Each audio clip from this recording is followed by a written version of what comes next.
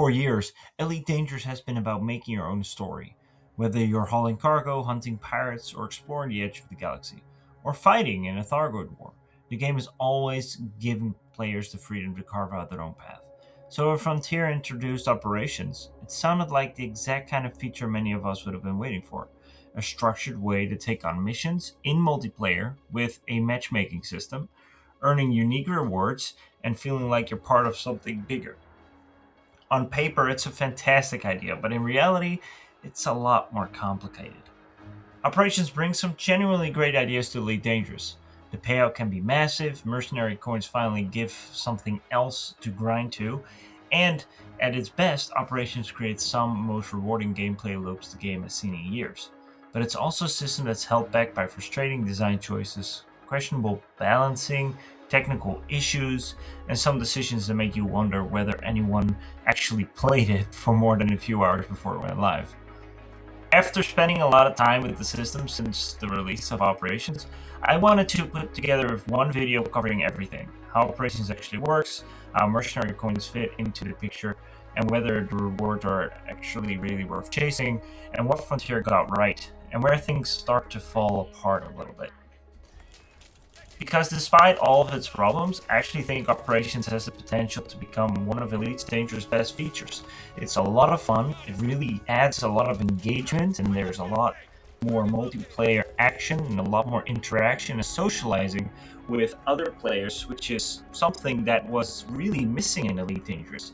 Most people play in solo play because they're afraid to get absolutely destroyed by anyone in open. And next to that, the only multiplayer that there is within a squadron with people you basically already kind of know. So without further ado, let's get right into it and where it all started. Before we get into whether Operations are actually worth your time, we need to talk about the launch. Because for a lot of players, the first impressions weren't that exciting. It was extremely frustrating. The update itself arrived over 10 hours later than originally planned, setting the tone before anyone had even logged in. And once players finally got access, the problems just keep piling up. One of the biggest issues was rewards. Players were completing operations only to receive little or nothing for their efforts, making it feel like hours of gameplay had simply been wasted. Then there were the bugs. Some operations couldn't even be completed at all due to some objective refusing to progress, doors that wouldn't open, for example, while others would simply fail to register completion despite doing everything correctly. Or you would have connection errors. Connection problems were a major headache. Mauve Adder errors became a familiar sight, disconnecting players mid-session or forcing them to restart the whole mission over. And even when the server stayed online, often people couldn't even start the operation because of some issue where it would constantly say that the operation start has been cancelled, even though no one cancelled it. There were a lot of issues with Operations when it first started.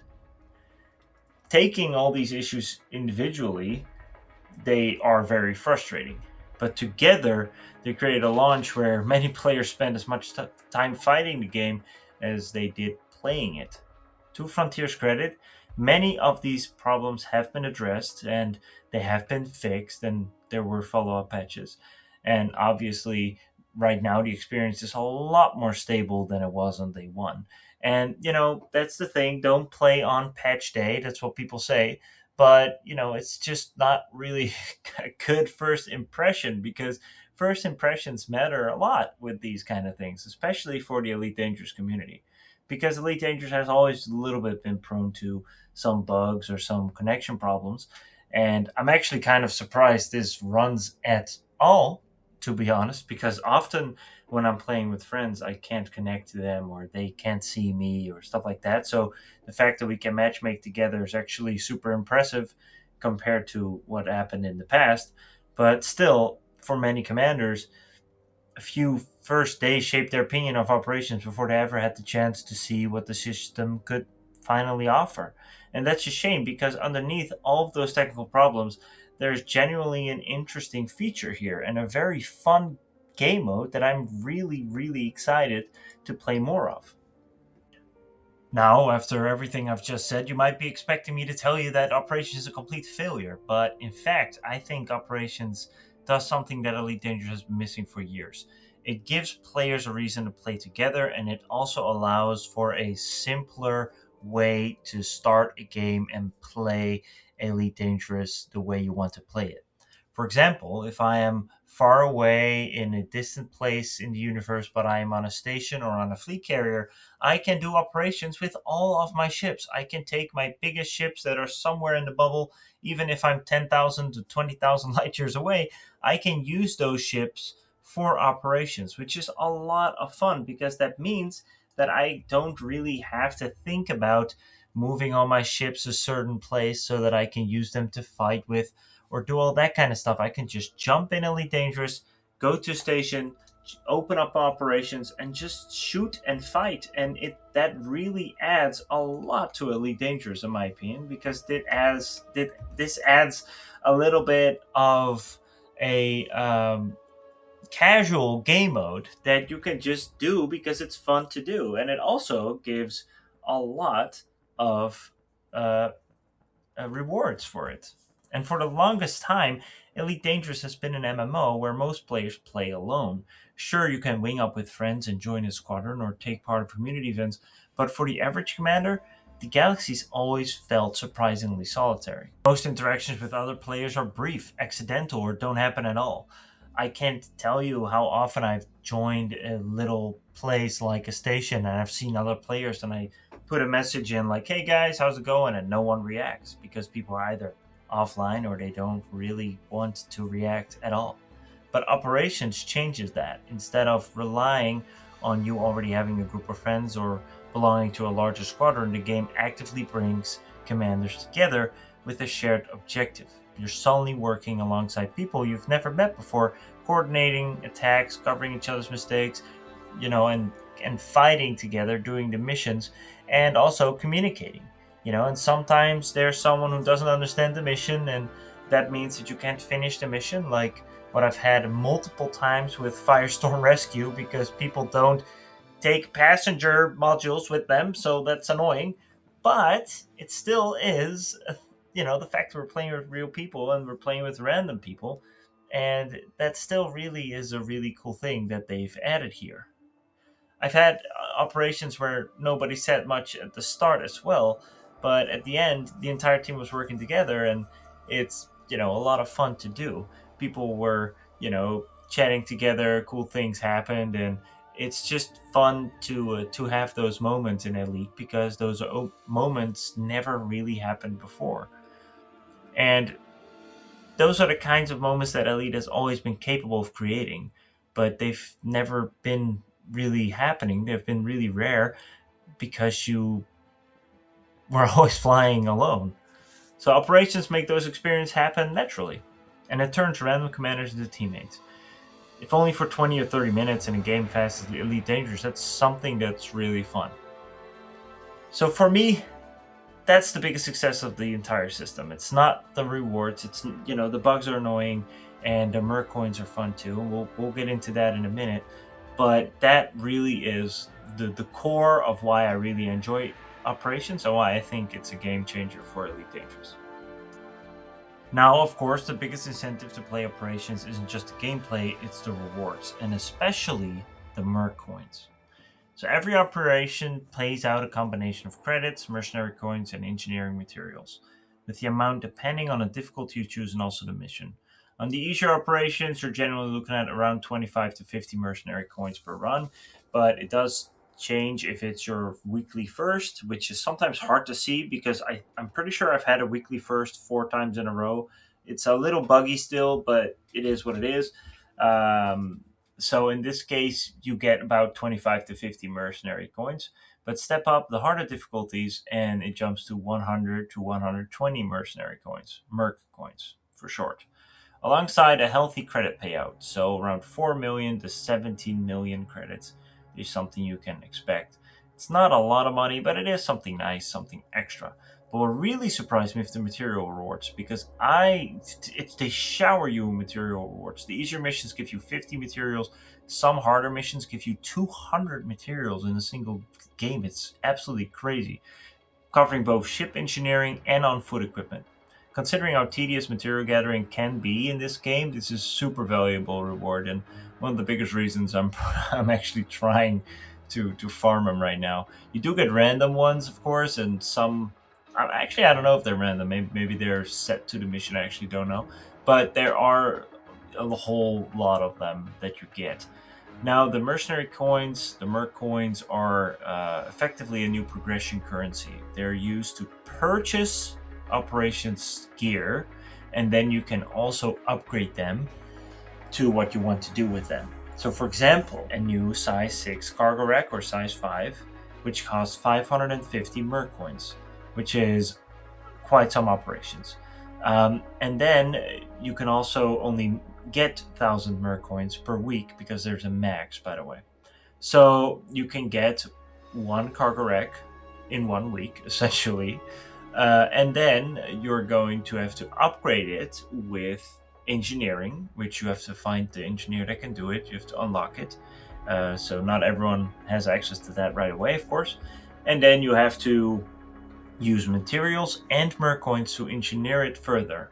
So I'm actually right now grinding all the cargo racks to fill up my Panther Clipper, because I want to have the most cargo I can physically put in it. So I don't know how much it actually ends up giving, but it does upgrade the cargo rack and give you more cargo to carry, which is super, super nice. But it is a significant investment. And whether that's a good thing or not, it really depends on what kind of player you are. Because if you enjoy having a long-term progression system with meaningful rewards, operations really going to give you something to work towards. But if you are a trader who wants to do trading, now all of a sudden you're forced to do operations which you might not enjoy, but you have to farm them a lot in order to get the most out of your trading ship, which is kind of weird.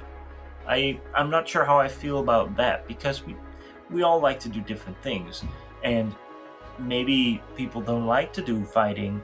I already seen comments down in my videos, because a lot of people who watch my content are Elite Dangerous explorers or they're traders, and they don't really care about fighting as much. And I like all avenues of Elite Dangerous generally, but for sure, except PvP, I don't really do PvP. But at the end of the day, it's kind of weird that you want to do cargo hauling, but then you have to still get Merc Coins by doing operations. Now, they are quite easy to farm. It's not that big a deal. It just takes a lot of time, and if you don't like doing it, then, it's not really nice to do.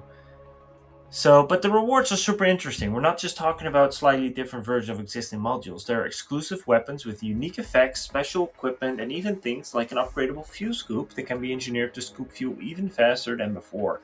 And that's the kind of rewards I really like to see. They're unique enough to make you want them without feeling like they're absolutely mandatory. The downside is that the amount of grinding required can be very intimidating. Unlocking everything and then fully upgrading it is going to take a very long time. But that's just kind of the place where it is. I also don't really think it's necessarily a bad thing that it takes a lot of time, because at the end of the day, it's an MMO and it's end game content, and you want to have people to grind towards something. Getting a prismatic shield generator takes a lot of time too, and that also takes a lot of time doing combat. Now, fair is fair. You can also grind that kind of stuff, doing only trading and stuff like that. So this is a little bit of an issue, I think. But in general, it is, of course, a lot of fun to do. Now, operations can also be played in a power play mode, which gives you merits, and it also kind of changes the BGS to an extent. So it can also be played that way. I don't really do that, though. I just keep it the way it is. I just play it normally, essentially. Yeah, so my overall consensus on this is that I really, really do enjoy operations. I think it's a lot of fun. I think it's super buggy, and I think sometimes it's also too hard, but not in a fun way. So, for example, if you play biohazard, the biohazard mission, you have to download some data. And if you do it on easy, you can do it by yourself, because I made a video about that a few days ago. You can do it by yourself. It's very doable. But you have to use like tricks to kind of trick the enemies not to walk towards you, because there's so many of them, and they just flood the whole area. And I've had a lot of comments on my videos saying that it's basically very bad game design, because it's just waves of enemies, like forever, forever, forever. And, I kind of agree with that. I think it is a little bit of a lazy game design. I don't think it's bad necessarily, because I think it's still fun. I still am enjoying it. But it is kind of, you just walk into this arena. There's infinite amounts of enemies, and you just do up missions in between them. So, it's, again, I think it's a lot of fun. I think it adds a lot to Elite Dangerous. The whole fact that we have this now, it adds a lot to Elite Dangerous. But at the end of the day, there's just not, it can always be a little bit better. But, Frontier is known to always be updating and to changing and to make things better as time goes along. And, maybe operations in half a year will look very different than now. And they will take all of the comments and everything that people think about it too hard, I'm sure, and they will make it better, which is something that they usually do. And I'm convinced they will do that this time too. So yeah, at the end of the day, I really enjoy it. I hope you guys are enjoying it too. The numbers do not lie. The Steam charts of Elite Dangerous are much higher than they were. When I looked at the Steam charts 2 weeks ago, the peak was 4,000 something, and now the 24-hour peak is 8,233, which is really cool. We have the double amount of people playing Elite Dangerous right now. So, they're doing something right, and I'm very happy for it. I'm all for it. Hope you guys enjoyed this relatively long rant on operations. All good in my eyes. I hope you guys had a great have a great day, and I'll see you guys in the black. Maybe I'll see you guys in operations. Cheers.